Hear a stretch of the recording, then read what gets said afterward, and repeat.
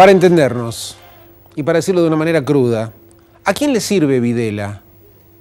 ¿Para qué sirve Videla?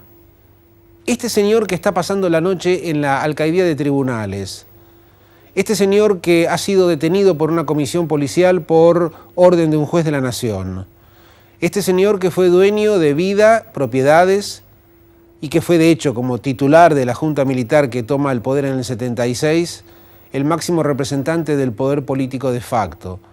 Este señor juzgado, sentenciado, hallado culpable y penado por la justicia de la sociedad civil argentina, este señor indultado por un presidente civil, este señor que se hallaba en libertad y que esta noche la está pasando fuera de su domicilio habitual por decisión de la justicia, ¿a quién le sirve? ¿Qué espacio tienen las conjeturas que han comenzado a asaltar a los incrédulos argentinos?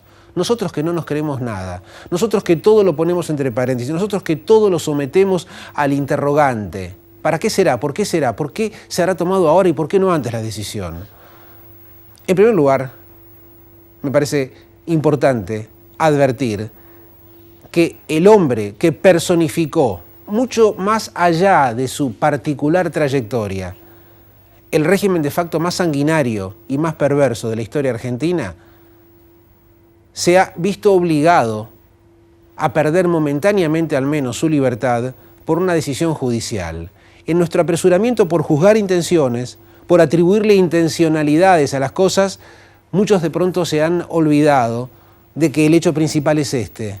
Videla no está en su casa esta noche y está en un lugar que quizá no sea la celda inmunda a la que van a dar con sus huesos la abrumadora mayoría de los delincuentes, seguramente no será jamás un lugar caracterizado por la abominación como las cárceles clandestinas, pero es en todo caso un lugar de la no libertad. Ahí está esta noche Videla. Los muertos han regresado, estaban vivos. Examinemos un poco esto. La decisión de la justicia de procesar o iniciar los trámites para un proceso a Jorge Videla tiene que ver con una ventana de oportunidad que se ha abierto. Efectivamente, el indulto presidencial, ejercido mediante una atribución que la Constitución le da al primer mandatario, había interrumpido el cumplimiento de una pena que la justicia le había aplicado no solamente a Videla, sino a sus compinches. Homicidios, tormentos, violaciones, torturas, todo el rosario de los pecados más abominables habían sido detectados en su carrera criminal. Pero el indulto, como dijimos, había suspendido esto. De regreso a esta situación de procesamiento, ¿qué ha pasado? Pasó que era imprescriptible un delito verdaderamente terrible al que denominamos sustracción de menores y sustitución de identidad. Para esto no había y no hay y no podrá haber indulto.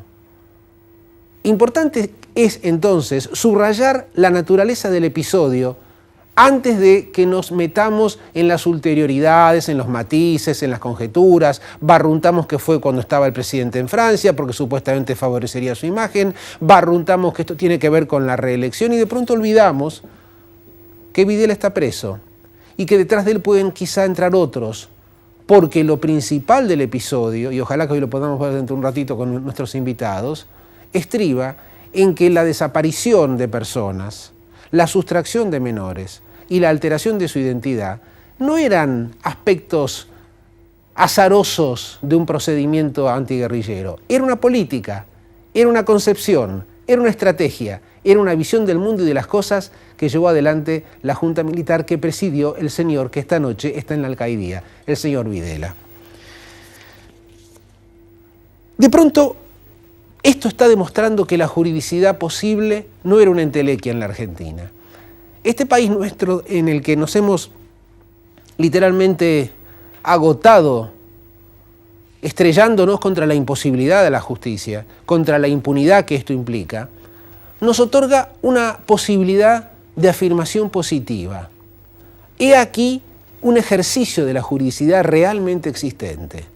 En el país de la ajuridicidad, en el país de la violación de las normas, en el país en donde siempre para cada determinación de la normativa jurídica existía la contrapartida, la posibilidad de zafar de ella, verbo por antonomasia argentino, el verbo zafar, de pronto, como una suerte de jugarreta curiosa, encontramos que en aquellas leyes de la nación que no fueron decretos presidenciales, de obediencia debida y punto final, existía una cláusula explícita que hacía que este tipo de crímenes, el que tiene que ver con criaturas, no pudiera bajo ningún concepto quedar fuera de la prosecución penal. Y en este circuito curioso que la historia ha dado, advertimos que hay una juridicidad posible en la Argentina, que esta justicia tan perfectible, tan cuestionable, con este rosario de jueces que han sido sometidos a juicio político, sin embargo, aparenta tener el resto, el oxígeno, los recursos y la intencionalidad de llevar adelante la tarea inmanente a la justicia. Esto es, determinar las culpabilidades y aplicar para ellas lo que estipulan los códigos. No es un pequeño episodio.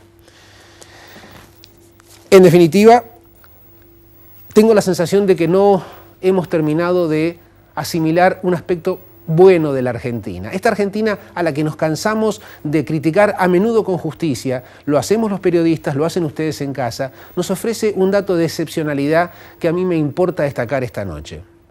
Es cierto que en materia de gobiernos militares, de dictaduras militares, no hay en el mundo contemporáneo un precedente que se asimile o que se aproxime a lo que implicó el decreto presidencial de comienzos de los años 80 firmado por Raúl Alfonsín, ordenando la prosecución penal de las cúpulas militares y de la cúpula de las organizaciones guerrilleras. Este hecho adquiere hoy un nuevo relieve, a mi modo de ver. La excepcionalidad argentina es que mientras en Chile, con todo lo que ha tenido de interesante y de fecundo la transición democrática, es inimaginable llevar ante la justicia a los señores comandantes ni hablar de Augusto Pinochet, esta noche Videla no duerme en su casa. Y esta excepcionalidad argentina debe ser rescatada en un país en donde habitualmente criticamos lo poco que hemos avanzado en la materia. Esa excepcionalidad argentina nos permite decir, sí, acá hubo un plan de exterminio que no tiene precedentes en el mundo. También es cierto eso. Pero también es cierto que acá ha habido una sociedad civil que ha empujado a una justicia que tiene todavía recursos y tiene todavía resortes como para llevar adelante esta prosecución penal. En definitiva, una excepcionalidad que me importa mucho destacar. Y finalmente, no sé yo si la conjetura sobre el cálculo político puede o no puede ser aplicada. Verdaderamente me parecen desafortunadas las declaraciones de abnegadas luchadoras de los derechos humanos, como la señora de Bonafini, diciendo que no es en los tribunales donde los pueblos libran sus grandes batallas cívicas. Yo creo que es exactamente todo lo contrario. Yo creo que los tribunales nos pueden demostrar que es ahí donde no batallas, pero sí grandes afirmaciones de la civilidad son posibles. Y si esto está conectado con algún cálculo que no puedo ser tan necio de ignorar, dejémoslo para pasado mañana. Tratemos de instalarnos, como sucede con una enorme mayoría de la opinión pública independiente, en el regocijo verdadero, sereno y para nada sanguinario ni vengativo que implica advertir que los señores que se habían beneficiado de un indulto nefasto, el que firmó el presidente, empiezan a temer por su posibilidad de seguir libres. En definitiva, quizás sea la hora de pensar en estos momentos, en esta fría noche de junio, que no era cierto que la impunidad era inevitable. Ya volvemos.